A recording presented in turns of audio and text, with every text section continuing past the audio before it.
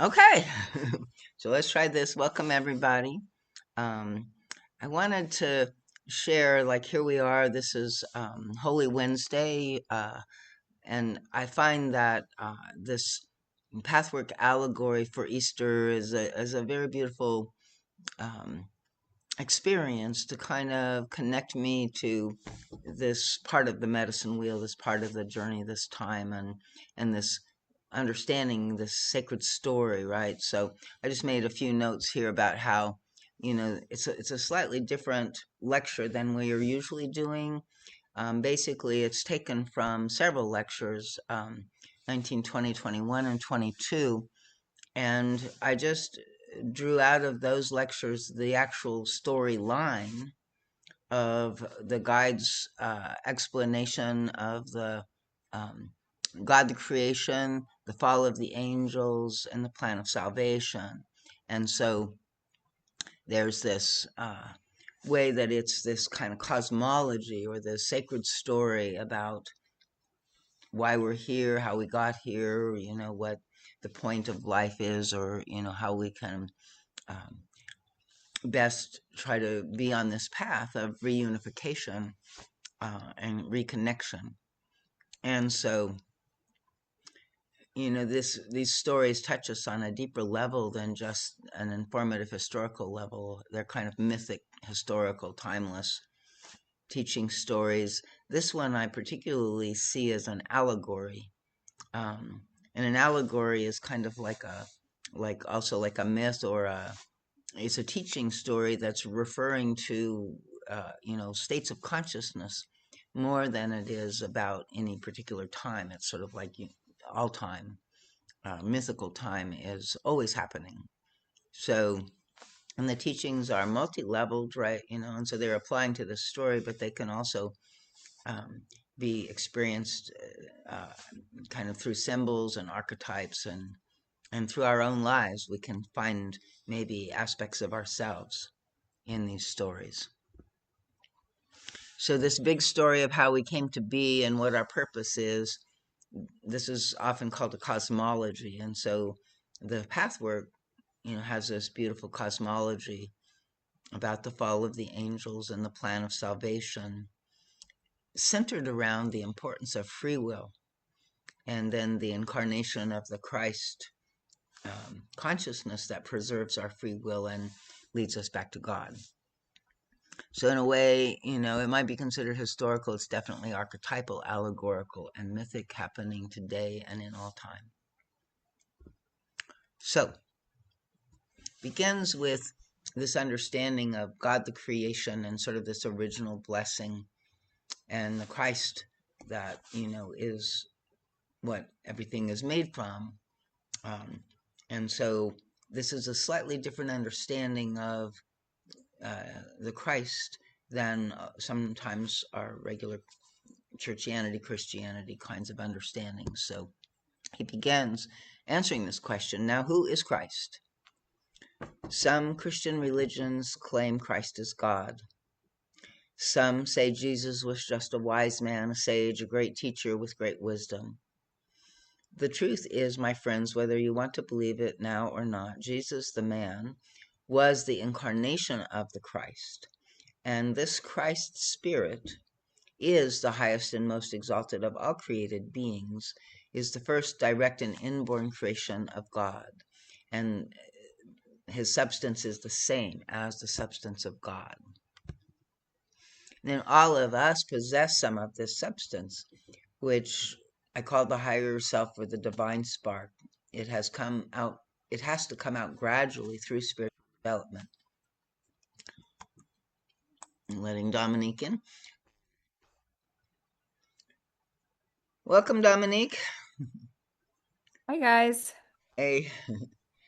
Sorry, I'm So a yeah, little we're late. just beginning to read the lecture, so we're um, talking about the Christ substance as the higher self of each Awesome. of us and our own divine spark, and how you know the Christ Spirit has most of the substance, but each one of us, our initial essence of our being, is formed out of this, and then it has to develop. It has to come out gradually. And there's no other created being that has this substance in quite the same degree as the Christ. So God put forth as his first creation the Spirit of Christ, and the man Jesus was the incarnation of that being on earth in history. But long before Jesus, in the beginning was the Word, the Christ consciousness, the firstborn, from which all the other creatures came into existence, so many that you could not count them with the numbers you have available in your world.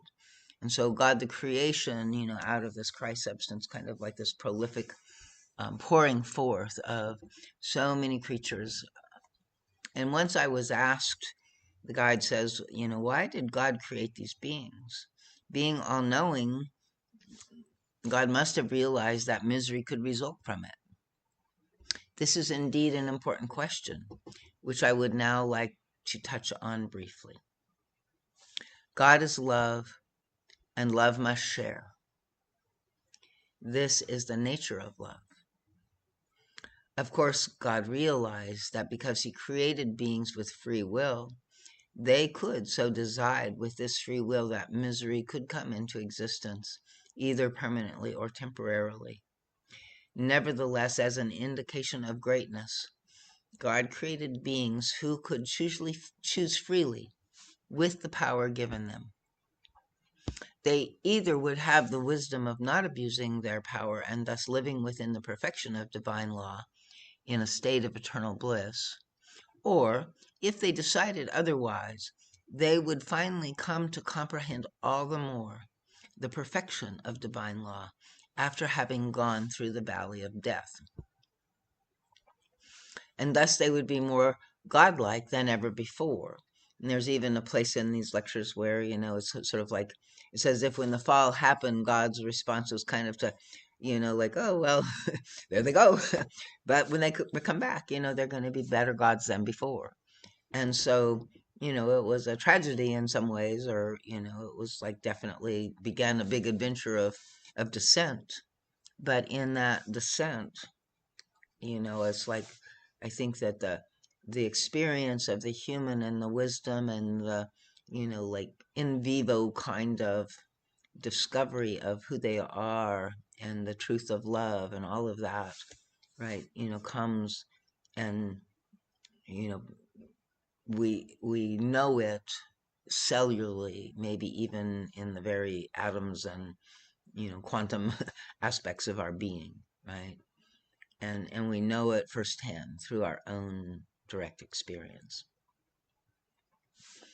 So the temporary misery for those who might decide wrongly is nothing compared to the bliss and happiness of eternity after the self-inflicted misery has been experienced. So thus God created many beings and many worlds long before a material world existed. Worlds of harmony and happiness, infinite beauty, and infinite possibilities. Okay, let me go ahead and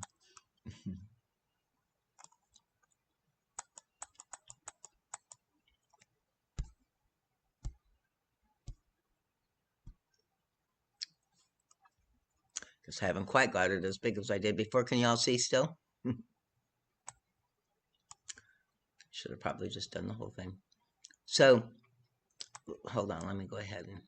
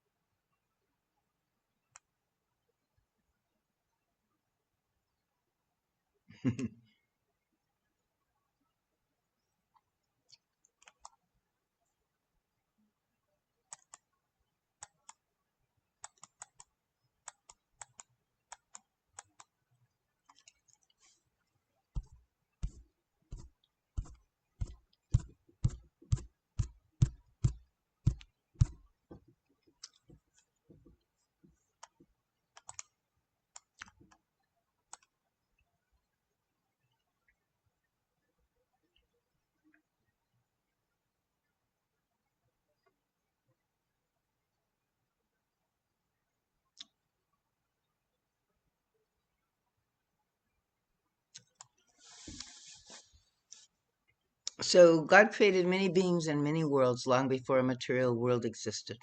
worlds of harmony, happiness, infinite beauty, and infinite possibilities, which unfolded creative divine aspects for all beings.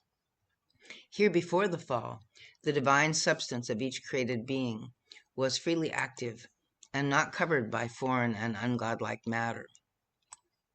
I have often said that this is your task, to uncover this divine substance within you, and to free it of these God-opposed layers which rob you of your unity with yourself and with God. This divine substance is also referred to as a human being's higher self or divine spark. It is also referred to at times as the Holy Spirit or the Holy Ghost. And the Holy Spirit is not one being, nor is it a part of a threefold God in the sense it is often interpreted. It is simply the divine substance that every living creature possesses to some degree, whether freed or still covered up. The divine spark within you is godlike. Only this purified and free substance within you is capable of uniting with God, and therefore of being one with God. No substance that is unlike God can unite with him. So, it's very important that we have this, substance, this spark of divine substance and essence within us. And I think it's like really important that we begin, like in all of this work of, self-knowledge and uncovering ourselves. It's good to see the lower self and the defenses and the mask. But it's kind of important, I think, also for us to sort of try to understand more clearly what is this spark of divine that each one of us has, and how can we, sort of put that on the throne of the heart, or, sort of work to, like awaken that more fully within us. People have often advanced the idea that God should not have endowed his creatures with free will, for then the fall could never have happened. Or they claim God at least should have interfered when the fall started. However, this view is short-sighted and blind. Happiness can only exist for any created being through union with God. And to be in union with God, you must be of the same substance and endowed with the same aspects and qualities. Otherwise, you would be unlike God, and thus incapable of being in union with him. Free will and free choice entails the possibility of directing free will contrary to divine law. In choosing freely and correctly, and in abstaining from abusive power, lies divinity, love, wisdom, and a number of further divine attributes. God has also put into creation an infinite number of laws. These laws provide beforehand for the possibility of a return to God if any of the created beings should misuse their power and freedom given to them by God. So let me pause here and just kind of like open up and see any comments or questions that, so far in this. Are you following it? It's, a little disjointed and a little repetitive, but I think it kind of like builds and, kind of helps us understand the overall journey. So any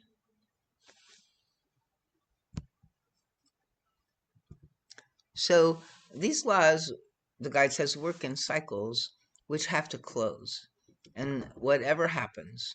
And so this is part of, I think, where he's pointing to our time here, at the end of the Kali Yuga, at the end of the precession of the equinoxes, this influx of light that, came in with these lectures and, through the whole planet in many different ways, in the 50s and 60s, and then continuing to build, bringing us to, this, process of transformation into a very new kind of way of being as humans on the planet. And so we're here in the throes of the old, and that the death of that so that the new can come in. And, it's like these cycles that this lecture is saying, like it's part of this turning back towards God. where we went to the extreme. It's part of what the Kali Yuga talks about too. We go to this extreme away from God and divine law, and then at the peak we turn and begin the journey back. So the greater the distance from God, the more misery, for only in God and with God lies happiness. So before and after the fall. So, the spiritual worlds did exist for a very long time, where all created beings lived in a state of bliss in a way that is unimaginable. The possibility existed, since they came into existence, to choose freely either to live within divine law or to act against it. At one time, one spirit fell under the temptation to act against it.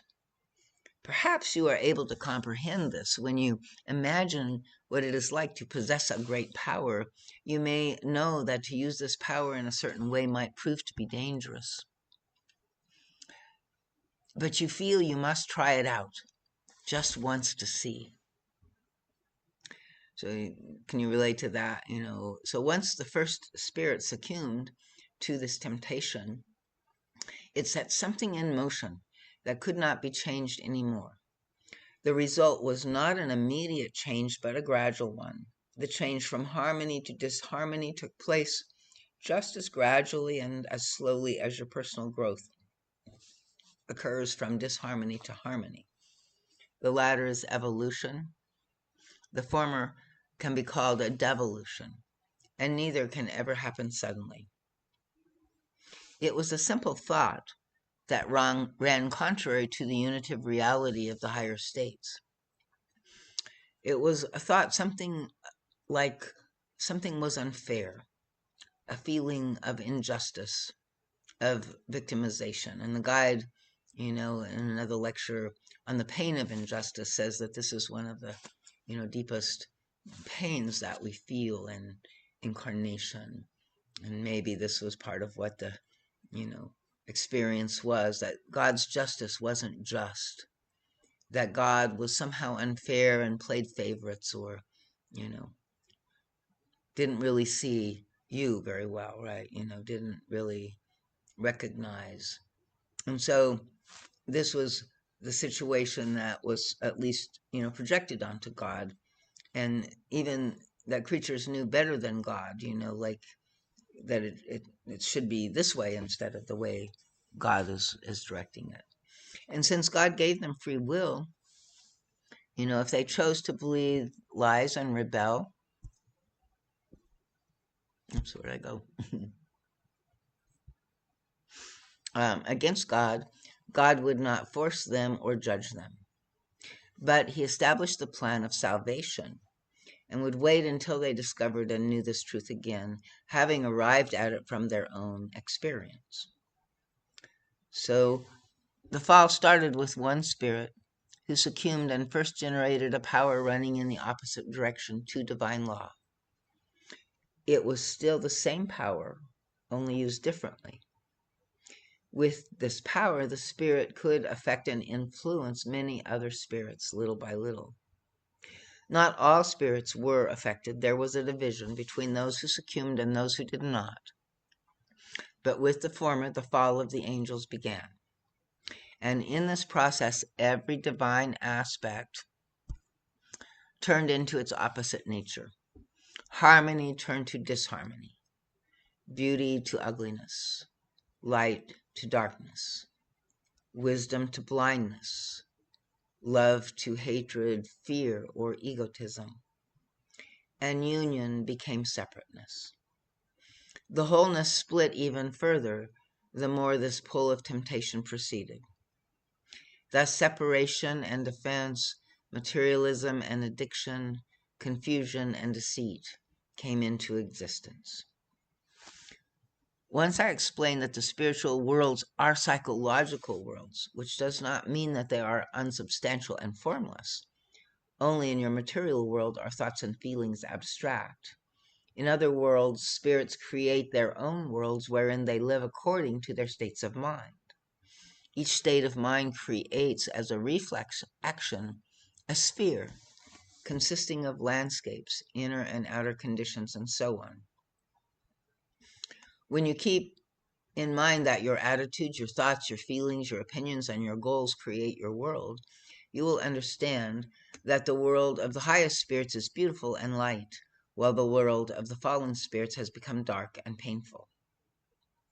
So, play with this a minute and just kind of like tune in and sort of see how, when we're in different states or moods, like, you wake up in one way or, something gets you on the news and, you have a reaction, or something happens in life that was unexpected. And so, like, all of these things are, bringing out, certain states and qualities, attitudes, thoughts and feelings, and if you kind of pay attention, you can definitely feel sort of the way that the lens of consciousness that we're looking at the world through really does create a certain kind of world, right?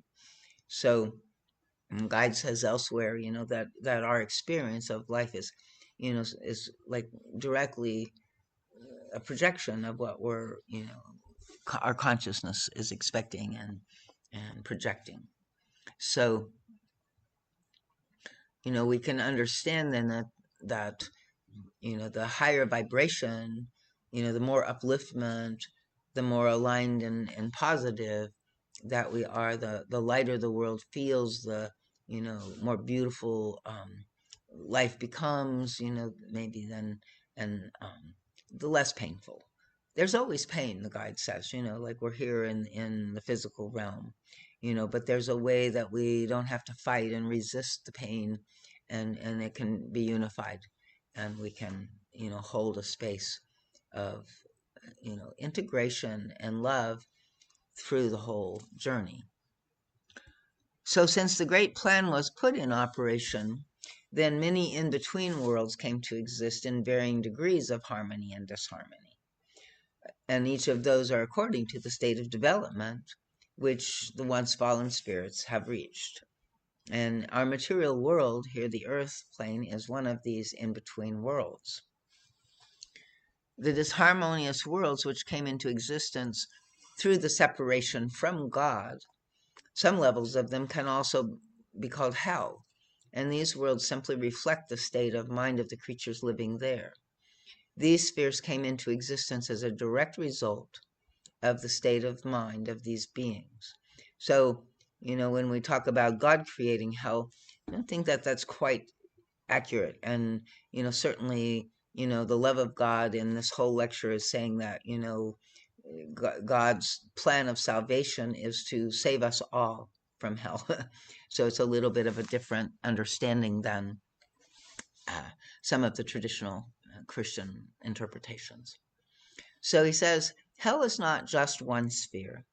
There are many spheres there, just as there are many spheres in the divine world, or so-called heaven. And when the fall took place, not all who participated came into an equal state of disharmony and evil. The degree was very different and individual. Thus, different spheres came into being within the world of darkness, always corresponding to the individual state of mind. Any questions or comments here on this? Oops. So are the states that are created with each being that happened in the fall just a reflection of their inner consciousness at the time, do you think? I think that's what he's saying. And then many spheres and experiences, became, and then it wasn't until after this that the Earth sphere actually came into existence, which was a place that had kind of a mixture. And so we'll read about that, but like both the light and the dark was here, and it gave us an opportunity then to have an experience of the light for the first time My since the mom fall. asked, what determines, in your opinion, your inner consciousness? Well, I think in some ways it's our developed state. Like this is part of what I think this lecture is saying, is that, we all have this inner light, this inner spark of God, but in the rebellion and the fall and the, rejection of sort of God's laws, and like the law of love, I think particularly, right, when we went into separation, we disconnected from the heart in some degree. And so, where we do that, then the separation comes into being, and different facets that, you know what the guide says are kind of God opposed layers that cover us. And so then the journey is to, feel the call in each lifetime, because the earth plane is a sphere where we can gain more in our spiritual evolution and development than in the spiritual realms. That when we incarnate here, we have a mission, um, and we bring in certain aspects of ourselves that we want to purify, and we bring in our light, a certain amount of light, enough to help support us going through, and then we bring in also a certain level of darkness, and it's a kind of 50-50 deal. And so we can try to personally and individually struggle with that, but when we can connect with the divine also, to understand that there is help, that we have guardian angels, that we have guides, and that this is the reason we're here, that this is the purpose, so that we don't get bitter, we don't get fallen into a more victimized state. So I don't know if this is making sense. Is this helping? Well, Yeah, a little. what I was thinking is when you said we bring in a certain amount of light and we bring in a or carry a certain amount of maybe the collective darkness is in the Christian sense, there's this like we're born into sin. And I think of that into what you just said around like each carrying a piece of the darkness that we're coming hopefully to work through for the collective and for the individual. That's the closest thing I can think of when I'm thinking of that through line. Yeah, yeah, I think that's what it's pointing to. I mean, I have another composite lecture. I talk about the soul journey, and the guide throughout the lectures, says, yeah, like even before we incarnate, and we don't incarnate just once, which is also a slightly different understanding than traditional Christianity. This is spiritist kind of Christianity that, understands that, the soul, this is an educational space, and we come again and again, and each time we come with a different task, maybe, or we maybe got lost in the last incarnation and picked up some difficulties, and so we bring them back in to see if we can resolve them, integrate them, carry them forward, and then always, to develop, more and more of our love and our capacity to care and serve God and that sort of thing. So we have, to me, like both a personal task, which is to transform some specific um, curricula, some piece of darkness that we brought in this lifetime. And, there is also the collective darkness and larger things, but usually there's some particular fault or flaw or some way that we get lost that, in each lifetime we kind of came in to work on. And then we also have like our uh, way of service in the world. So we bring in our gifts, we bring in something, that we want to offer the world, to share, to develop in our souls as a way of, contributing to the light. And so, both of those things are going on simultaneously. And oftentimes, in order to kind of fully blossom into our gift, we have to unravel and free ourselves of the trap, of the wound, of the darkness that, is connected with the wound. And so, they're kind of working together to help us evolve in that way. Um, when when we see other people and we feel like they are in a certain trap, or does it help any to bring that up, or do they have to resolve that through their own experiences in life? I think in general they have to resolve, and it depends, like, and it also depends on how we do that. The guide talks about, the relationships and the love, brotherhood, and sort of, that ideally we could be honest and, help each other in that way. And sometimes, to bring awareness to something, there's a whole series of lectures kind of on how to do healthy confrontation. But it's not easy because we have all of our defenses. And oftentimes, it really isn't our place. It's a kind of deep discernment to feel like if we are maybe called in some way. And if we are, then, it's a study of how do we say it without, making, this person just go into reaction around it, right? Or kind of hold on tighter to that because oftentimes the defense will create that. Thank you. It's a very beautiful thing to trust. I mean, this is one of the things that I find is the difference between compassion and empathy, sympathy. Like, when we see other people struggling or suffering or hurting, and we're in empathy, sympathy, like we're in angst too, and we can't stand them to be there and we want to help them and we need them to, get out. And so there's a kind of way that we're also caught up in that and a little, you know, I don't know how much helpful now we're down there with them, does that really help them?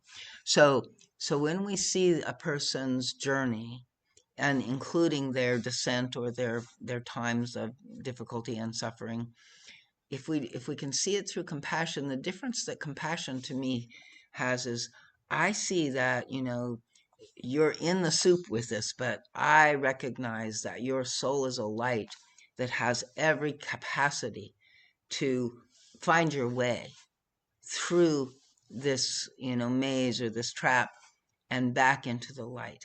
And I can pray for you, right? That's always a very good thing to do. Um, and I can affirm you. I can see that you have what you need. And I can trust in you to find it, even if it takes you a lifetime, right? Or maybe more.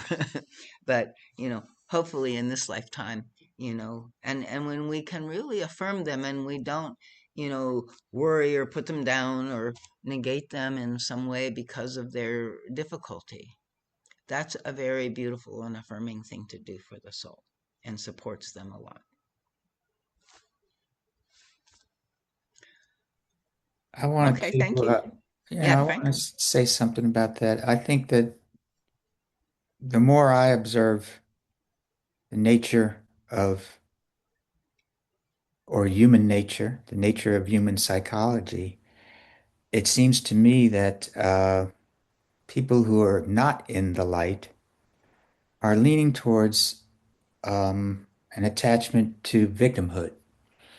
And people who are more in the light have a whole lot more humility about, you know, the predicament, the human predicament. And it's almost in my mind, it's kind of almost that simple, you Hmm. know? Very definitely. I mean, you know, the you know the pride and the shame are kind of a big trap for us, and especially decent people, right? So if we can find that collapse of the duality of pride and shame into that truth of humility, and like you said, yeah, it's from there that you know we don't get to be a victim, and we also seek beyond our own egoic self for answers, for something more, that it's not just about me and my power and my capacity. Hmm, So good. right. So, yeah, so, these different spheres came into being, and as long as complete purification has not been achieved, some of the characteristics of the fall are still going on within a person to varying degrees. It would be extremely useful for each one of you to delve into your soul and clearly come to feel this process, thus making it conscious. And when you consider your individual faults, I like this a lot. He says, try to find the original divine aspect of them. For no fault could come into existence by itself. It is only a distortion of something that was once divine. And this, I keep moving this thing and I can't. Um,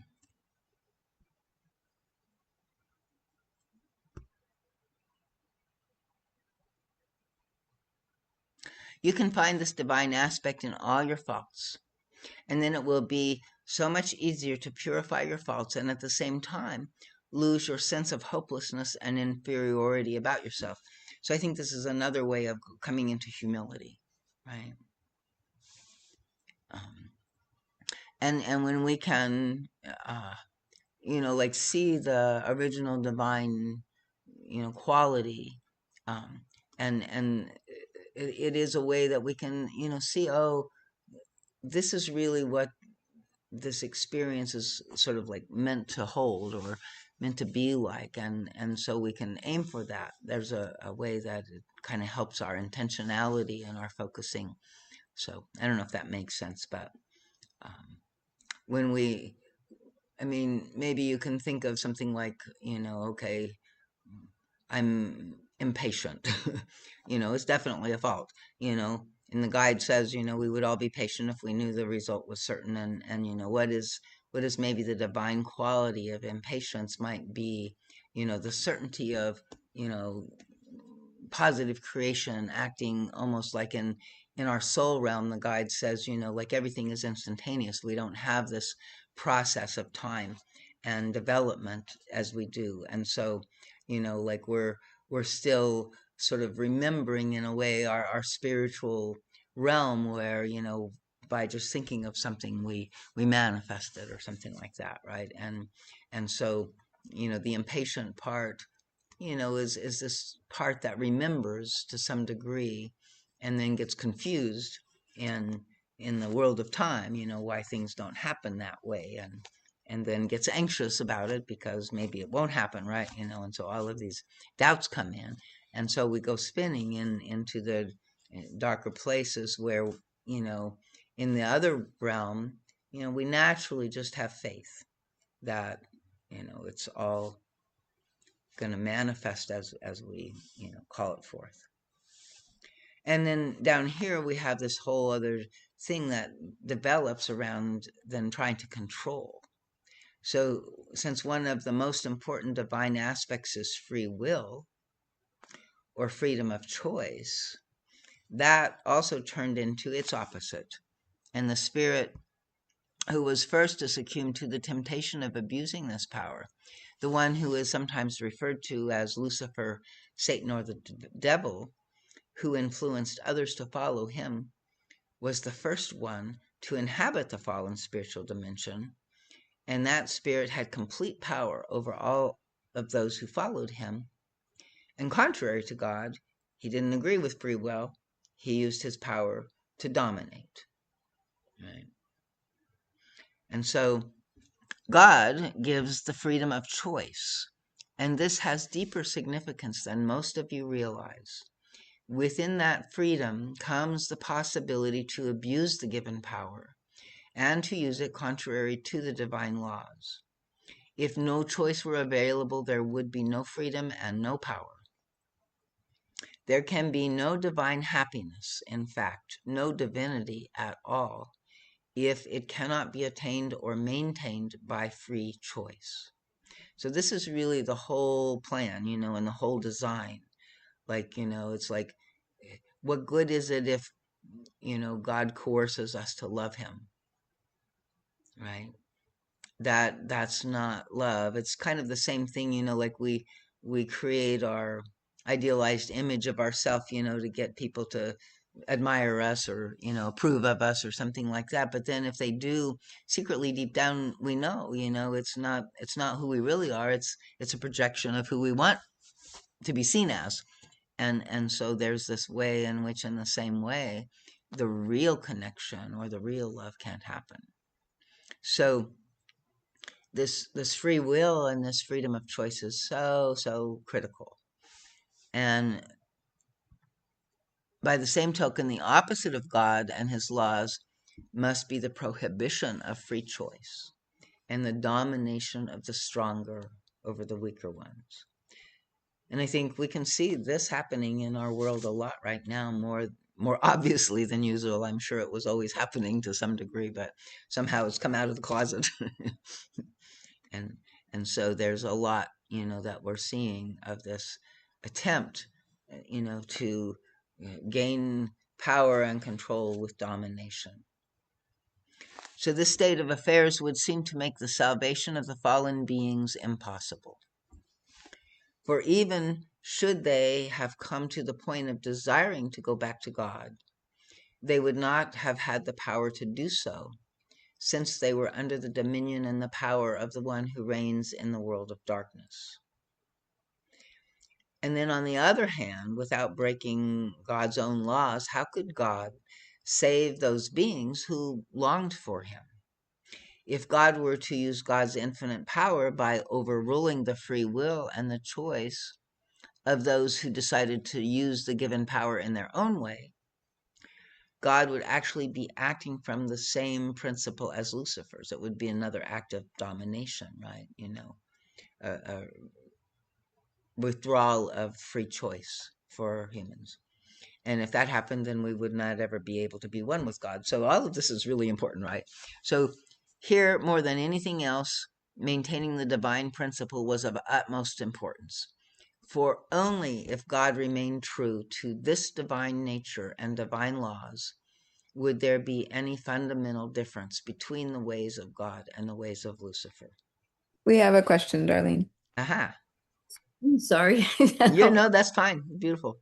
Welcome. So, so would in a case like this where some are dominating others and using force or control and to take away choices from others, um, not using the divine principle, would the only solution be that those that are being dominated and oppressed intercede for those, or is there such a thing here as intercession for those that are in a place of, I guess, lost for a minute? Yeah. Yeah, I mean, that's a very deep question. And, like in some ways, I think that's where, Jesus gave us the answer, but that answer is so hard for us to follow, right? Instead of dominion, there's surrender.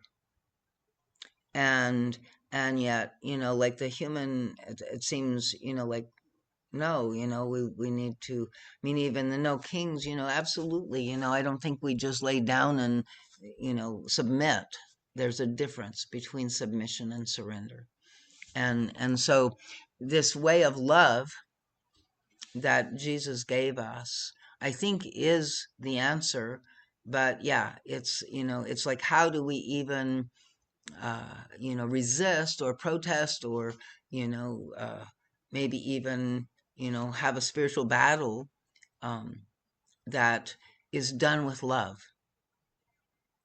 What happens is that when, we see evil outside of us, again, it's the temptation, to hate that evil, or we see the domination and, the cost of that or the suffering of that, and we, we know the wrongness of it in some sense, and yet still, to not close our hearts, because our brothers and sisters that are in that domination part of the journey, they're just souls learning like we are, and often they are taking roles And there's confirmation. for us to learn from, right? Yeah, So go ahead. but so could you be doing both? So the question was, can we intercede, but at the same time act? Like you don't have to hate somebody. You know that there's a spirit behind that is working this. It's not the actual person, but a spirit behind it that is manifesting in this world. And so we are dealing from spirit to spirit, like we're not dealing from our flesh with the spirit, but from our spirit to that spirit. Right. We still would live according to righteousness in the material world while we're interceding in the spiritual world for that person to gain light. Absolutely. We Yeah. look forward to and that. and there are various ways, I think, for intercession, but certainly the prayer, is that what you're referring to mostly, is pray? Absolutely. Yeah, prayer and of course, we're not called to be quiet, and if we have a chance to express Right. our Mhm. be a light in the world, and we Right. should, but not to go out and Attacking. fighting, yeah, but Yeah. more like I find myself and I'm praying for a particular prime minister right now.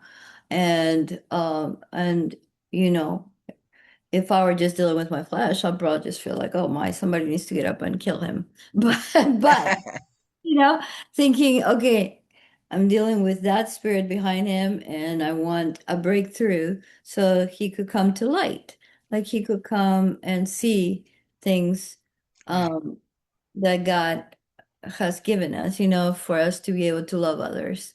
And it Yeah. basically comes to that, you know, it's always back to love, you know, like, uh, Exactly. Truth with love, you yeah, know. And then I think each one of us is uniquely called in our own unique ways. So, some people may just meditate, or some people may pray, or some people may go to the No King's March, or some people may actually, go to jail with, in a sure. For those that are standing for it. Okay. I Thank you. think I That clarifies a lot. Darlene, I think it's also something that's coming through to me is that yes, we can do that, but simultaneously, from what I understand, the collective consciousness is reflected in reality. And so also simultaneously, each of us working on the darkness within ourselves and bringing consciousness and light to the darkness within ourselves is supplementing the transformation of the external reality. So totally. things of praying for others and this intercession on this vibrational level, sure, but if each of us was doing the internal work with our peace we carry, it would transform the external so quick, much faster than this application of this power externally. Does that make sense? Absolutely. No, and you're exactly right, and so if I get triggered by something like, I want to use that as, the light shining on a part of my shadow, a part of my lower self, a part of, and to then, bring it into the light, to illuminate it and to do the transformation of it, to understand it more deeply, to see if I can, hold it, clear it, um, and certainly to take responsibility for it, at least to own it, right? And to um, not justify, or find righteousness somehow in, my judgment, and so, yeah, like exactly, the guide is saying all of this work, he brought this whole path in, for exactly that purpose, that the best way that we can, move the um, level of evolution forward is for each one of us to understand that this spiritual battle is internal within us, and that we all have aspects of the lower self, or the, like what God, when they're saying, like the divine principles that turned into their opposites. And so where we carry them, and we work with those, that actually raises the vibration on the planet and creates, the guide talks about how, we create spheres in the spiritual realm and in the physical realm, and the more spheres of light and beauty, that we create, the better. And so, and part of creating spheres of light is by, uncovering the darkness and working with it. So since it is God's plan that every creature should recognize and at one time come back to God's state of peace out of free choice and reattain divinity, it was imperative that God not use the same means of force as his opponent, even though God's purpose might be a good one. It is not the end alone that counts, but very much the means too. And so again, they're saying, why doesn't God just, take care of this? Well, it's a very delicate operation. We have to find our way to give birth to the divinity within us, and, clean our spirits in this journey. So only by remaining true to these principles, these principles of free will, of free choice, of love, of truth, etc., by staying true to those, with the most stubborn of the fallen beings one day see become aware, awaken to the vast difference between these two ways of being, and understand the dignity that lies in the divine principles, even though that choice requires a path of humility and acceptance of suffering for those who wish to get out of the self-created negative circumstances. So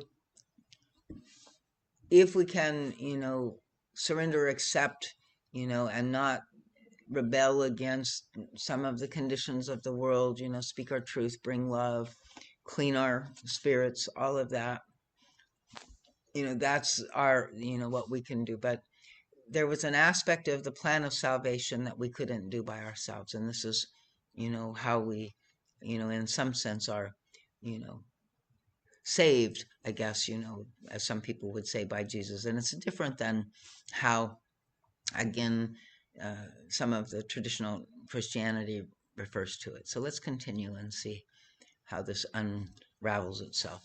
So since life in spirit is in direct relationship to the inner harmony, enlightenment, and general attitude, spirits who have become disharmonious cannot be simply put into a world of harmony as you might travel into a beautiful country. In the world of spirit, the country is both you and your product. Therefore, the once fallen spirits had and still have to attain a state where they again naturally produce harmonious worlds.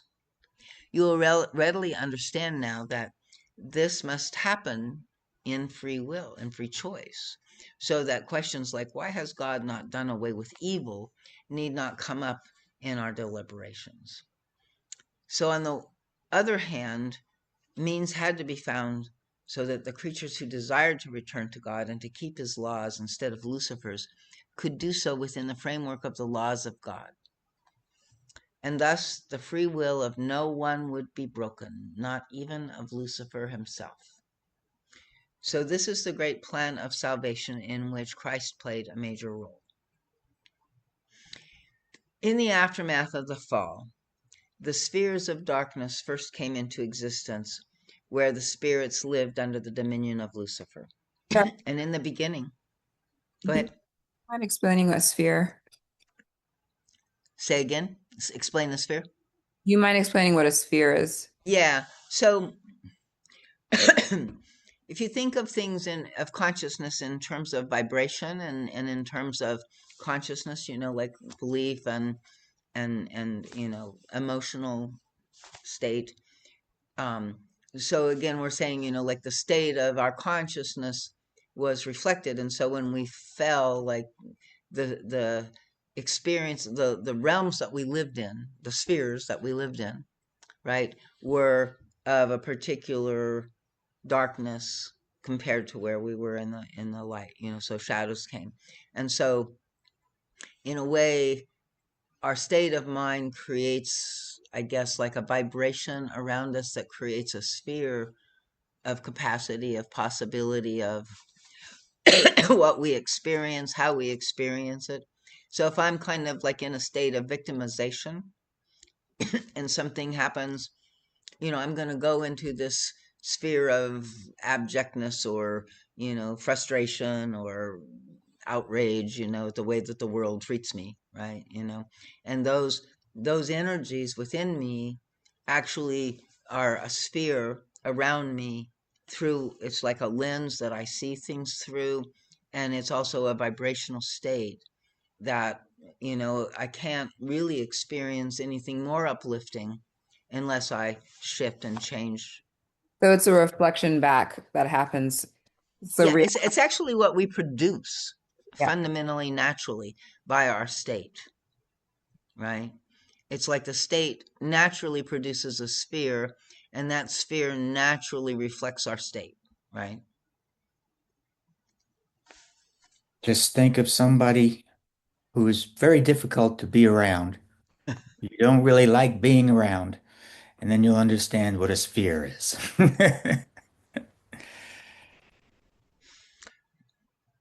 And it's interesting because people are in such different spaces and spheres. It's like we think we kind of have a collective consensus reality, but more and more we're seeing maybe not quite so much. So, so there's many, many spheres, and in the aftermath of the fall, these spheres of darkness, like the different levels of consciousness, were um, came into existence, but all of them basically were still under this dominion of Lucifer. And in the beginning, there wasn't any longing even for or a sense of the light that they had once long ago possessed. So, like as gradually we evolved, and then we're just kind of in this place, and that's what reality is, and we don't even have a longing for a while, or a recollection of anything different. Only after tasting the self-chosen medicine for a considerable time, experiencing a state of desolation, did a vague longing for something else, they did not quite know what, take hold of some of these beings, some of the fallen angels. The vague longing that first some and later more creatures felt was sufficient to bring a glimmer of light into their world, as though a faraway dawn changed the contours of their world a little bit. When enough spirits came into the state of longing, and the longing increased, the time was ripe for the physical earth as you know it to come into existence. You may say that God created the material world, and this is true, for nothing can be created without the creative divine force. However, it is equally true that the material world was also created by the longing of enough spirits for something higher. The world in which you are now living is the product of the desire to strive higher. Here conditions exist in which spiritual development can proceed, and in which a free choice for God can be made, which is impossible in the worlds of darkness. In other words, the earth sphere is a product of the longing of the fallen spirits, and it is equally a product of the longing of those beings who remained with God, and whose deepest desire was always and is always to bring their brothers and sisters back to God. Therefore, both the divine worlds and the worlds of darkness helped in the creation of this earth sphere. The influence of both worlds exists and will manifest according to the attitude of each individual being on this plane, possessing the power of free choice. On earth, where the influence of God's world also existed for the first time since the fall, the fallen spirits had the opportunity to learn, to change, to turn to God, and thus to create a better world for themselves in both matter and spirit. They would go to the spirit world after the death of the body, and also during sleep, when the body rested. From the spirit world, they would receive inspirations and influences of all sorts. And at all times through history, beings of light were also guiding the fallen souls. If God's world had not acted on this earth too, there would not have been any difference between the earth sphere and a sphere in the world of darkness. So how did the influence of the world of God manifest itself? This would seem to be an impossibility, since according to universal law, an individual human being has to make the first step in order to receive help from the world of God. How could the step be made if the whole entity was still so coarse that it had no inkling of God, no idea of his world, and no notion of what to do? In other words, if in our free will we have to ask for help, we have to ask for connection with God, we have to ask, for the light, it's like, how did that happen when at some point we were in such a dark state we didn't even recognize that light was an option? So the answer is that pure spirits who remained in the divine worlds were incarnated at all times on the earth. To be sure, very few were incarnated at one time, but the influence of one such being outweighs by far the strength and influence of 100 creatures of the world of darkness. The spirits who were incarnated from the world of God brought with them light, love, and wisdom. They filled a great mission with their incarnation on earth, and their influence was much more far-reaching than might have appeared at first sight. With this influence growing steadily through the ages, the fallen spirits during their incarnation on earth could freely choose what side to listen to, the side that reached their lower nature, or the side that seemed to push them ever upward, regardless of the difficulties encountered. By such free choice, God's law concerning this aspect of life was not violated. Gradually, more of the once fallen spirits came into the state where they could recognize God. Their longing became conscious and meaningful. Their will could now be developed to overcome the evil impulses of their lower nature. The change that began to take place had a much greater effect than can be easily recognized. He says here, and I put it in parentheses because I think it's good, it's like that we don't fully, not one of us fully understands that if a single person develops really well, doing the best in his or her power, this person does not only help himself, but adds the most valuable cosmic power to a great reservoir. And this is part of what Dominique was sharing earlier, like our work on ourselves, then helps the collective immensely. People will not know, as long as they are on earth, how far-reaching the effect of the smallest endeavor in this direction is. So when you feel, like, light is a long ways away, or, that there's so little that you can do, this is something good to remember. So on the Earth sphere, you have the possibility with your free will to develop and to decide which side to follow. In your own nature, you can, of course, find both currents. The good current that once came from God in perfection, and the evil current which was accumulated during and after the fall. Between these two currents, the conscious self stands, able to decide either to take the line of least resistance, which is always man's lower nature, or to follow his higher self, which is the difficult and narrow path. So God's plan was ultimately that every single one of these fallen beings should have the means to come back to God, back to the light, and back to harmony. But it was essential that God's laws never be broken, not even for the purpose of bringing back the fallen creatures. So while the creation was unfolding, Christ was busy preparing and working in the spirit world of God, planning ahead and sending various pure spirits to live on earth. He also organized teachings for the pure spirits now incarnated to bring to mankind, either through inspiration and guidance or through communication with God's world. We've always had channels and mediums, bringing in, God's wisdom. And at that time, no matter how far human beings developed spiritually, when returning to the beyond, they were still under the dominion of Lucifer. Even though we could choose to create beauty, it's like there was still ultimately a kind of power over us that limited our development. For as I explained, every divine aspect turned into its opposite quality, and therefore free will, which is divine, was turned into domination. And of course, Lucifer would not give up the dominion he held over his followers. If, for instance, a human being, due to a changing attitude and growing harmony with God, would begin to produce light and beautiful spheres in the spirit world, even these spheres still belong to the kingdom of Lucifer because he did not relinquish his power over this person. Furthermore, no one was at that time far enough developed to produce only spheres of light. People would produce and own several spheres, harmonious and disharmonious ones.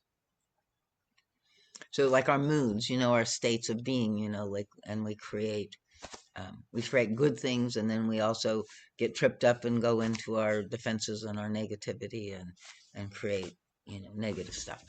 So this happens, incidentally, with each one of you, with every human being. Wherever there are faults, weaknesses, and blindness, corresponding spheres come into existence. Wherever you are pure and purified, you create beautiful spheres. and you will not only own the best, but also the worst of that which you have built. This is not judgment, but feedback for understanding. So when enough beings were ready and cognizant of God, and consciously desired to have complete union with God, the time was ripe for the most important part of the plan of salvation to take place, which Christ took upon himself. So here's a little background. Sort of during the process of the fall, the first spirit who fell, Lucifer, basically part of the fall was this development of an intense jealousy of Christ. Like Christ was, God's first begotten son, right? And Lucifer, the being of light, like, wait a minute, I want to be equal, or, there was this, sense that somehow God had played favorites. And this created an adversarial stance towards Christ from Lucifer. And again, you can see this playing out of domination versus divine love, and which one will bring us true happiness. So God made Christ the King of the universe, and as such, Christ possessed not only the highest privileges, but also the strongest responsibilities. By carrying the heaviest burden alongside his exalted position, he gave another example for the world to follow. Thus it was logical that Christ himself should prove his love by his great sacrifice and work, not only to all the other fallen creatures, but also to Lucifer himself, who through Christ's deed alone would one day in the far future find it possible to return to God and thus find ultimate happiness. So first there had to be some negotiations and then the final test. So the time was ripe then, so Christ faced Lucifer and said, now there are so and so many spirits who do not wish to remain faithful to you, and they desire to go back to God. Therefore you should set them free. And Lucifer would not agree to that. He maintained that he did not recognize divine law and would use his power as he saw fit. So Christ said, in this case there must be a contest or a battle between us, between your forces and the forces of the divine world. And Lucifer said, well, even if such a battle took place, if the divine forces won and took my power away, I still would not recognize the law of God as being just. That would just prove, my case against God. So, this is where we had to, Christ had to find a certain way to work all of this. And so, as you know, the guide says from my previous lectures, this issue constituted an essential part of the plan of salvation. Since no one should be eternally damned, not even Lucifer himself, and so that no eternal damnation would ever be possible, Lucifer himself would have to admit at all times the absolute justice of the divine laws, which is part of, what created the fall. The justice of God isn't just, and so we have to restore sort of Lucifer's willingness to accept divine law as just. And therefore Christ asked him, in what way would you consider the divine powers to be just? And Lucifer answered, I would consider this battle fair if one being from the world of God would live on earth like a man, without any protection or guidance from God's world at crucial times, with a great part of his knowledge dimmed out and matter standing in the way, and yet remain faithful to God in spite of my temptations and in spite of the most difficult conditions possible. So these were the terms that Lucifer said, that then, if these terms were met, if it could be accomplished, then he would have a battle in which, if Christ won, he would acknowledge God's victory and God's justice. And so Lucifer says, for I would offer, this spirit that comes into earth, and goes through this task, every worldly power and release from all hardship if he forsook God. If he remained faithful to God under such conditions, which I doubt very much, in fact, I say it is impossible, Then I will have my battle with you, and if you win, I will recognize God's laws as being utterly just. So if any higher being from the world of God can remain true to God's laws and spirit under the most difficult of material conditions, in spite of physical hardship and temptations for escape through temporary comfort, then Lucifer will have a battle, if somebody can manage this challenge, this test. So you must know, my friends, that every living being has at all times guardian spirits from the world of God. But some people's attitudes may keep these spirit forces from coming too close. Nevertheless, they are there, even if only in the background, watching that nothing befalls their protege that is not according to God's laws of justice, or that the person may be too weak to endure something. And so there's protection, right?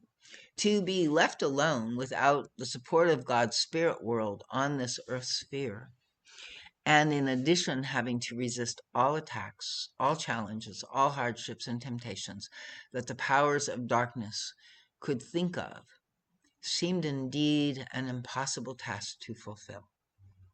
No human being had ever had to go through anything remotely like it. Therefore, Christ cannot be compared with any other person who has ever lived, no matter how pure or how wonderful the teachings may have been.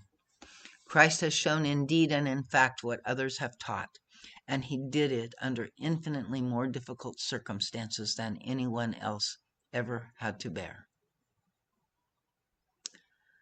So these were the conditions Lucifer set up for him to recognize God's laws as being just. If this seemingly impossible task were really to be fulfilled, then the battle could take place. And should Lucifer lose the battle, then Christ could make his terms, and Lucifer would not doubt God's justice in any respect. This, then, was the plan, and Christ took it upon himself for the above-mentioned reasons, though Lucifer did not specify that it had to be him. My friends, if you study all the scriptures from this point of view, you will get an entirely different understanding of them. I am quite sure that the reason for the life and death of Christ will now make sense to you. There would not be any sense in Christ dying on the cross for sins others have committed.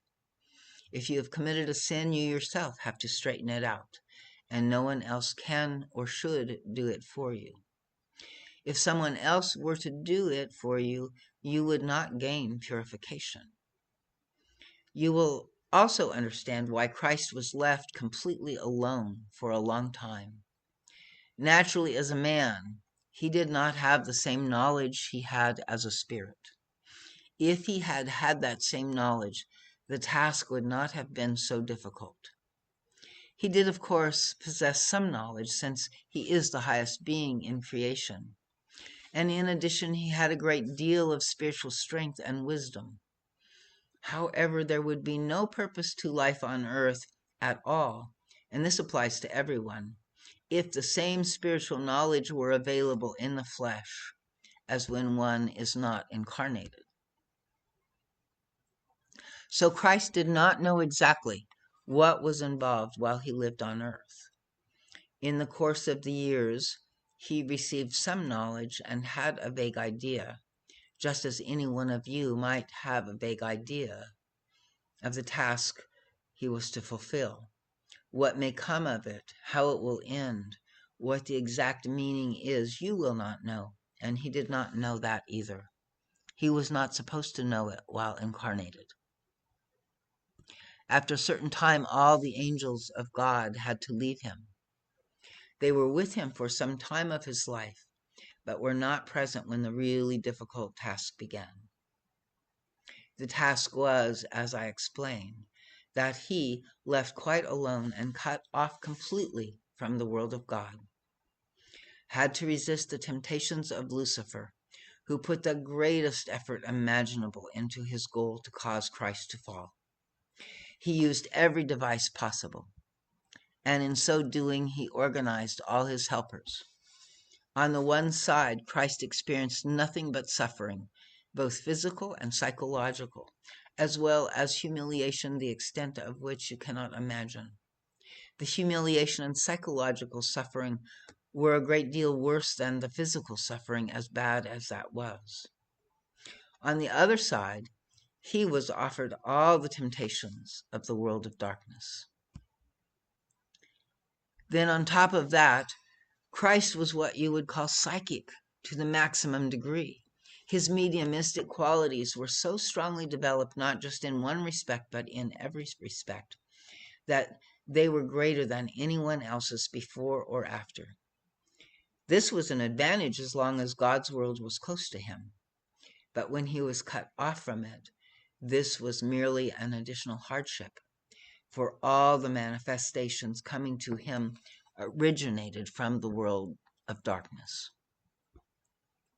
Clairvoyantly, he came in contact first with high emissaries from the Luciferic world, and later with Lucifer himself, who made himself appear as a beautiful being, offering Christ all the worldly advantages he might desire, and instant release from all his sufferings, if he accepted Lucifer and gave up his idea of God. Lucifer taunted him in the worst moments of his suffering. Where is your God of love and justice? If he existed, would he allow his beloved son to go through all of this? If your God cannot offer you more, are you not better off with me? Look what I have to offer you. Your God can only offer you intense suffering and hardship in every possible respect. Can you imagine what this meant? If Jesus had known the exact significance of his task, it would not have been half as difficult to resist. But this was precisely the point. To have doubts at these crucial times, doubts about everything, about his true identity, about there being any wise and good purpose in undergoing all the hardships which he could not understand at the time. In short, about everything he had learned in the previous years. Often he wondered whether he was not under some illusion, and whether all his previous knowledge was not the product of imagination. During these times of doubt, Lucifer would instantly be at his side and strengthen such thoughts. It is easy to perceive how extremely hard it must have been for him, being a man, and having matter between him and absolute truth, to remain faithful to God and not to give in to these temptations aggravated by hardships. If the conditions of his task had not been such that even Christ might have doubted at times, his task would not have been so infinitely magnificent. Christ had to have the same obstacles of matter as all other human beings, but his were intensified to a maximum degree because of his greater capacity. Right? Material substance is a curtain, and man has to grope to open that curtain. Jesus Christ had to do the same, but in conditions of which you can only vaguely appreciate the extreme difficulty, even with these explanations. To remain on the right path under these circumstances without fully understanding it, my friends, you cannot really know what it meant. And having the humility, in spite of all the passing thoughts of doubt, to put God above everything, even above his suffering, and above his not understanding why. That was the task. It indeed seemed almost impossible that anyone could do it. But Jesus Christ did. It is not mere coincidence that his last utterance was recorded and passed on to humanity, in spite of its seeming so crassly contradictory to what people wanted to see in Jesus Christ.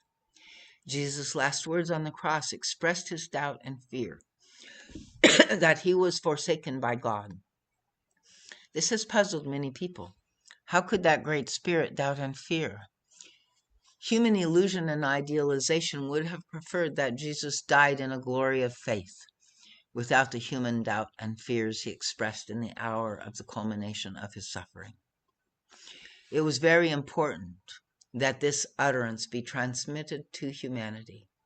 Since every single facet of Jesus' life and death has deep symbolic meaning for humanity's personal problems, so this utterance too must have significance. In his last hour, Jesus forgot all he had known, all the revelations and insights he had gained. Has it not happened to each one of you to some degree, in hours of depression and anxiety, that even though your intellectual memory retained what you have learned and known, you were not in command of this knowledge? Your soul was in a dark night of unbelief and doubt. Deceiving yourself about this state of mind and not acknowledging how you really felt is not the right solution. To feel guilty and proud as you think, I should not feel and think this way. You see how there's both guilt and pride in that? It's like leads only to a self-deception that delays your coming out of your darkness. So by doing this, Christ not only fulfilled the conditions by which the world of darkness could never at any time claim God's laws to be unjust. At the same time, he set an example for everyone born after him. So when you are in suffering and you do not understand why, think of Jesus Christ within the setting of the true story of salvation. Immediately after Christ had successfully completed his task on the earth sphere, a number of so-called miracles took place on earth, showing humankind that a major phase in the history of creation was over and an important new phase was to begin. After Christ's physical death, he returned to the world of spirit, having fulfilled the conditions with a relatively small number of specialized spirits. He fought a spiritual battle in the world of darkness. So this is like when the scripture talks about descending into hell, right? After he died. And so that's when the spiritual battle took place, right then. So then the guide kind of digresses and he says, well, that spirit should have wars, my friends, may sound again too human for you. But where do you think your wars come from? They are only an outpicturing of spiritual war. So a war took place between Christ and Lucifer. Again, Lucifer had to admit the justice of the ways of God's world, for as mentioned before, Christ came to fight under equal conditions. It would have been in his power not to take any risks by using greater strength and more helpers. However, he did not. And this was for the same reason that he undertook life on earth, for God's justice to be preserved even in the eyes of Lucifer. And in each one of us, just like we have an inner Christ, we have an internal Lucifer, right? So it's also saying, preserved even in our eyes, right? In the aspect of our, Luciferic consciousness in the eyes of that part of our being. So the chances were even, and this was so apparent that not even Lucifer could deny it. That was important, for the plan was and is that Lucifer himself must ultimately come to the point when he too will return to God as the very last of all the fallen creatures, since he was the first to turn away from the laws of God. Jesus Christ fulfilled the plan of salvation in every sphere. His task varied in each of the numerous spheres because each was different in the world of God, where the manifold preparations were made on the earth sphere and in the world of darkness. After the battle was over, new conditions were set up and they have reigned ever since. So I kind of highlighted this. I think this is interesting to consider. Like 2,000 years ago, in essence, like this new situation manifested, and these new conditions meant that all human beings were given the opportunity to turn to God during their development on earth and going from one life to another. So, in other words, we were no longer, trapped in the Luciferic realms. And so we can, go back to God. Lucifer kept all of the rights to tempt humans to succumb to him by succumbing to their own lower nature. So the terms that Christ set up were not to immediately, block Lucifer or take him away, because now Lucifer becomes part of the challenge, or the, ways that we can learn and grow. And so, Lucifer had this ability still to tempt us, and, we're still learning how to not succumb to our lower nature. And so in that way, he's serving the plan of salvation now. Should they resist, they would no longer be subjects of the Luciferic world. Should, fallen angels, resist, then the doors were now open to unite with their creator and inhabit the divine worlds once more. And even the traps and temptations that Lucifer could use were from that time on limited.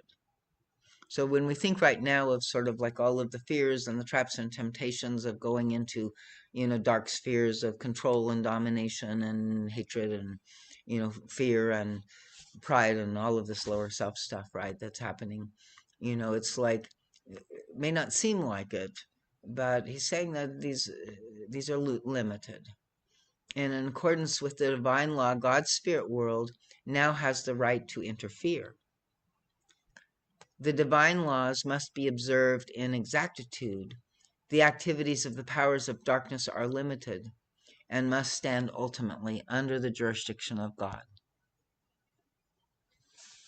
So I don't know if that, lands in that same way for you, but for me a little, like that says, like we're in these dark times, we're going, maybe into like an expression and an externalization and, a falling, more temptations and darkness, and yet, like God has not abandoned us. And it again, I think feels like it's more like a conscious bringing of all of this darkness into the light of consciousness. And so, and I think that the worst case scenarios are fears. I mean, I think we may, on this earth sphere, like have to go through a transformation of our collective, realities to some degree, because I think right now it's under the dominion of Lucifer. And so some of that may come down, right, and collapse at this time, and that may impact us. But I think ultimately, our alignment with the light and beauty and, love and non-domination, the path of Christ, the path of love, is the one that will protect us and lead us beyond this process of transition now. So he says, for Lucifer to still possess a certain amount of freedom is necessary, not only for the now so often explained reason that he must always recognize divine justice, but also as a necessary means for development. Evil has to be tasted to the brim in many cases before it can be overcome by free will and the being's own initiative. The desire to overcome must grow through ever-mounting enlightenment in each individual soul, and this often is only possible after one has gone through darkness. After such enlightenment, that such enlightenment cannot come in one lifetime goes without saying. To accomplish the perfection that is needed to enter into the kingdom of God, the perfection that was lost through the fall, and to shed all the darkness that has come upon a soul, can never be done in one lifetime. Many, many lives or incarnations are indeed necessary. Life on earth is like a school, where you develop from one class to the other. Sometimes you may stay for a while in one class, and then you may have one or several incarnations in succession where you accomplish a great deal. You see, it cannot be any other way, for it would be impossible to reach in one lifetime the necessary perfection needed to enter the kingdom of God for always. With each life, even in the worst cases, something is gained, even if the benefits can only be experienced at a later period. The outer personality, with its willpower and capacity to decide one way or another, has the means one day to make the decisive step. I declare myself for God, for my higher self, and with everything that it entails, disregarding the laziness, the comfort, the way of least resistance, to give in to one's faults. Whether the faults are still murder, stealing, wickedness, or now only selfishness, jealousy, envy, resentment, laziness, whatever else makes no difference in principle. Anyone truly declaring and deciding and remaining with the decision to follow the path to God, hence the salvation of Christ, cannot remain a subject of the Luciferic world. Lucifer will have no power over such a being, whether on earth or where did I go? whether on earth or in the spirit world. This is the way Christ has opened the door. You may now understand why it is said that Christ saved you from your sins. This is accurate only in the sense that your great sin of falling, of not remaining faithful to God, and of becoming at one time part of the world of darkness, does not have as a consequence eternal exclusion from the divine worlds. From this, Christ has indeed saved you. For this, you certainly have all the reason in the world to be grateful to him. Through him, you now have the possibility, by your own efforts and development, to cross the threshold. This, then, very briefly, is the story of the creation of the universe, the fall, the creation of this earth sphere, and the salvation through Jesus Christ. Be blessed, my dear ones. Be in God and in Christ. I'm going to stop our share. And let's Darlene, is this see. something recorded where we can access the link? Yes, and I will have it up on the Zoom. And I also recorded this with just me on my YouTube live today, and made some comments. They're a little different than what, so you've got a couple of different places now. The YouTube live one is already up, and then once this one, um, I get it, I can transfer it to the YouTube program. So, Wow, you've had a busy day, darling. second time I've read it. Man. Actually, I've read it myself. I mean, I really enjoyed this, and maybe it could be a little smoother or clearer. I should probably work on the flow of it. But I think it has a lot of really interesting, like I say, sort of an allegory, right? An allegory is, like happening now. So every time, we feel something is unfair in life, Mm, right? That is this feeling of the Luciferic consciousness that God's justice isn't just. Mm. mm, And that begins a fall in consciousness, right? mhm, Um, and then to really realize that, the foundation of all of this is love, right? And so, you know, the war between free will and love versus domination and slavery. Right? And in some senses, we can see ourselves even now, in some degree enslaved. And it seems like, with AI or with, the yeah, Epstein class or whatever, even more of us they want to enslave, right? It's so so maybe through this process of salvation and through the choice for love and again this humility to understand, like, we don't understand a lot of this, we don't know ultimately, we don't know where we're going, and yet to believe that there is this caring for us in the spiritual realm helps us, I think, have faith, we begin to follow as best we can, sort of moment to moment, instead of the voice of the ego and our fears, this voice of trust and faith, and to try to align with this, these spheres of the divine within ourselves. So any other comments, questions? I think it's very easy to see in our times how easy it is to sell victimhood, Hmm. you know? I mean, I'm pretty, without getting too political about the whole situation, it's like that's what Trump did. He created an enemy for every segment of his base and then convinced those people that they were victims of that enemy. And, and by voting for him, they thought they were going to get retribution and revenge against their enemy. Yeah. And again, where is that in us? Like, like in some ways, like eh, eh, his base or all of the, like they have,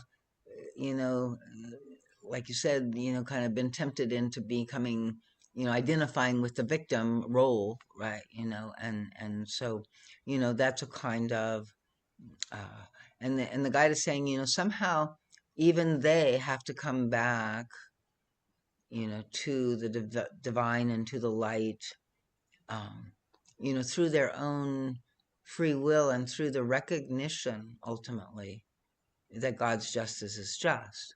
So it'll be interesting to see how the world unfolds to manifest that experience for them to some degree, maybe not to everybody. I think maybe not everybody, but I think a lot of people, not just those of us that are, sort of understanding this now, but, this is an opportunity and a kind of completion, I think, of that battle in the astral and with more possibility of, even through our own created suffering in the world, right? Even through the war, like to maybe finally see and make a different choice, to open the heart in compassion, to, recognize um, that it's humanity that's unjust, not God, in some way, or that there is, like a divine justice even within what seems to be injustice.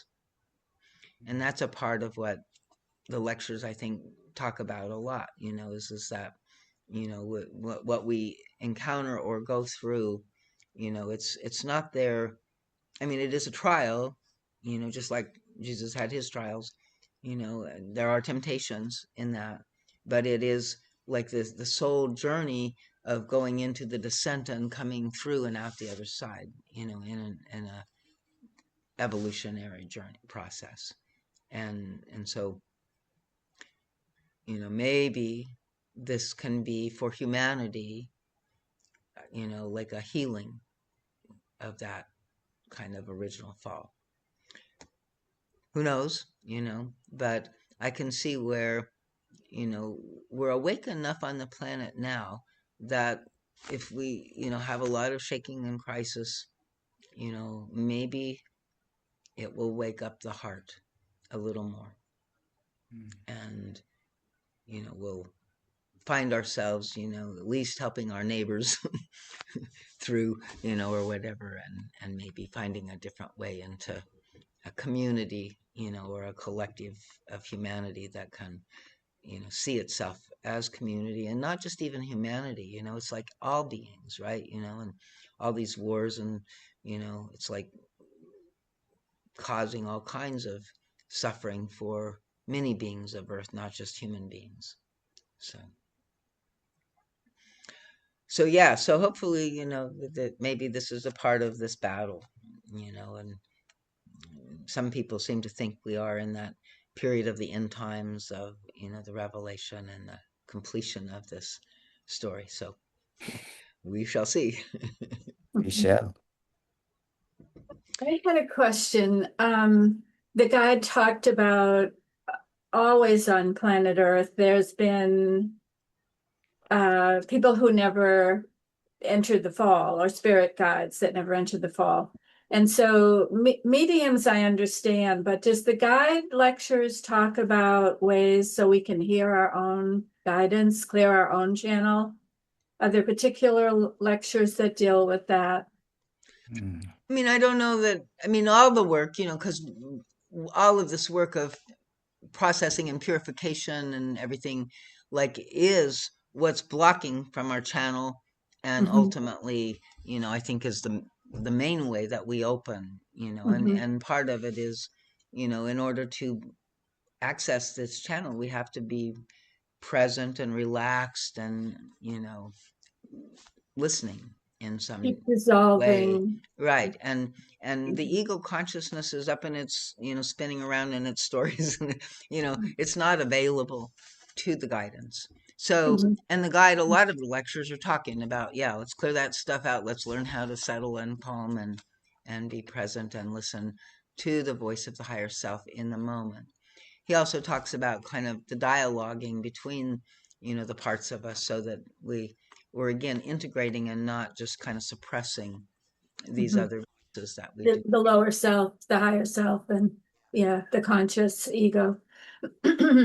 I also wonder, I study Course in Miracles as well, and the emphasis, like right out the chute, is it's not about trying to change the world. It's to trying to change our mind about the world, not putting, because it's so easy to get into the idea of dominating or winning. So there's an inbuilt me versus other Mm-hmm. rather than the real truth, which is that I and others are one. And so that to turn within, like Dominique was talking about, doing our inner work, that helps the whole. Absolutely. Yeah. Yeah. And I think in some ways, it's like all of our fractured inner parts, right? Yes. Really are the same as all of the, like the one body of Christ is, Yes. is in a similar, collective reality as one human with all of its multiple, Hmm. acts and, Fragments and yeah, bits that got split off. Yeah. right. Yeah.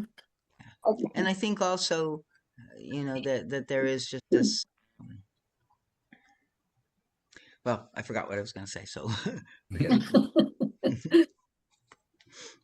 This has been great. I'm really glad you offered this. Yeah. Good. No, this is great, Darlene. Thank you so much. Great. Enjoyed it myself. And yeah, My welcome mom to was be. like, I had to leave, and she was like, send me the link. I need to listen. Yeah. And also, I think on the invitation, I sent you the link to the thing I was reading. So if you want to just read the composite itself, or you can listen to the links, as they're up on the YouTube station and hear it read. So, okay. All Darlene, right. So, this was something you put together from bits and pieces of the cosmology lectures. Is that correct? right. Yeah, that's what I thought. Yeah. Yeah, I call it a composite lecture. I have a couple of them, where I'm just kind of, uh, trying to take certain pieces and bring them together. And yeah, the cosmology lectures, they're interesting, but they're very rambly. And then in the midst of that, they have this very interesting story. So, and I Yeah. I really like storytelling. I probably could be done a little better than how it is, but yeah, it's kind of fun to just go It was through that great. as a story. It was great. Thanks for doing that. Yeah. Thank you. Yeah. Yeah. Okay, everybody. Thank you very much. Okay. Good night. Good Good night, night. everyone. Good night. Bye.